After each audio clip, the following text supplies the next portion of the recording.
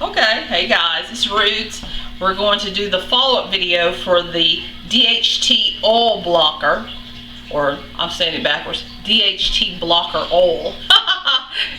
Stop making faces. He's always making faces. But anyway, I'll link the video for the first part of this video. That way you'll know what all the ingredients are. We infused this oil for about 4 weeks and a few days, and I gotta get it done because I got Super Bowl stuff to fix, but go Panthers. But anyway, we're gonna go ahead and strain this. If you'll come down to the table, cameraman. I could have done this earlier and saved some time, but I wanted you to see just how dark the oil is and the infusion and such. It doesn't really have a smell, maybe a little hint of an earthiness, but other than that, it really doesn't have a smell.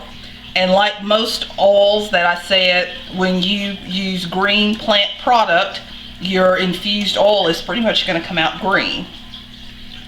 Make sure you get everything out the jar. See, we're going to get it strained, nice and strained, and so on and so forth. And we'll get the rest of it out the jar in a bit. You can still see that the onion skins are fairly whole in there. See the onion skins, doll? And all that wonderful plant product. But this is something that you can, because it's concentrate, as you can see, it's pretty concentrate. Sit on your couch, you can rub it in your scalp at night before you go to bed. You can, I recommend that you rub it in at least no less than twice a week, especially if you have certain spots that you're trying to get to grow back. And I'm going to pour a little bit of this in the smaller container because I made this for a lady who requested it. And I'm going to set this to the side for a second. There we go. I don't know if you can see that that still has quite a bit of sediment in it. Now if you want this as clear green as possible, you can put it through a finer strainer, but I'm not going to do that because I'm really wanting any of the oils that have infused, the essential oils or the essential properties that have been infused into the sunflower oil to actually get in there. So I'm gonna mail these off to this little lady, and then we're gonna do the second part of this, which was the pomade. That's why I'm trying to have a time constraint because I have so many things to do today. Very simple, very easy.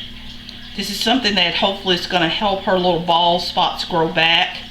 It's organic, doesn't have all that chemical stuff in it. Not made in a lab, actually grown in a garden, actually infused in my kitchen with a whole bunch of love too. And that's simple and easy. All she's going to do is when she's ready to do her hair or sit down and do her scalp massage, put a couple of drops or even however much she wants in the scalp and give it a good massage. Since it's so concentrate, I just recommend a few drops, especially in the problem spots. Most women that are having problems with baldness or male pattern baldness or alopecia, it starts in the crown or the top of the hair. And if anybody asks me why I have on tank tops, because my house is so hot because I've been cooking all day long. But we're going to start on the pomade portion, which is really what the follow-up video is about. You already saw how to make the DHT blocker oil, so I'm going to show you also how to make it into a pomade. The reason I'm making it into a pomade for myself, and I'll fill the rest of these bottles in a bit. I didn't eat this after all. Because when I travel, it's so much easier when you're trying to go through the airport and you have something solid in your carry-on versus something that is an oil base or a liquid base, because with all the things that are going on in the world, you know, they don't know me from Adam. They don't realize that I'm Roots. That is so crazy. But I'm going to pour a little bit of this oil in here. Let's see here. We're only going to do about 4 ounces. Let me check my measurements. You know me and my measurements. I am notorious. Oh, actually that turned out to be 4 ounces exactly. And we're going to set this to the side. Cameraman, if you can come over to the stove, we're going to get this started. The pomade can be anything that you want it to be. You do not have to make this into a pomade. I just chose to do that for myself. The semi-solid oil that I am using is palm kernel oil. You can use anything. You can use beeswax, you can use shea butter, you can use cocoa butter, but that's about really a half a cup of palm kernel oil. You can also use the red palm kernel oil if you wish, because I'm sure somebody will ask me that.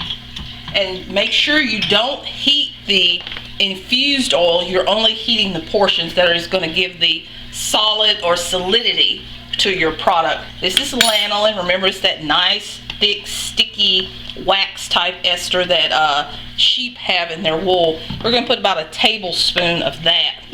Nice and sticky. It helps things to hold this property. Also helps you, your hair and your skin to hold this moisture. That's why sheep who are really curly head girls in the skies have such beautiful fluffy wool, because that lanolin helps their skin to hold all that moisture in. And I'm not going to make you stand here and watch me melt this, so I'm going to pause for a second and I'll be right back. Guys, I'm back. See, we have melted we'll stay on the table, dear, the palm kernel oil and the lanolin. We have 4 ounces of our infused Dht Blocker. And I want you all to, if you can see this, let me see if I can show that. You can see where there's a little bit of the sediment from the greenery that I infused into the oil. You could either pour that into your pomade or into your bottles, or you can strain it. You can double strain it with a finer strainer, but for me, that's not going to bother me one bit. Because the oil is colder than the palm kernel and the lanolin, you may start seeing it to start to solidify a little bit. So we'll start pouring that in. And that'll bring us up to 8 ounces.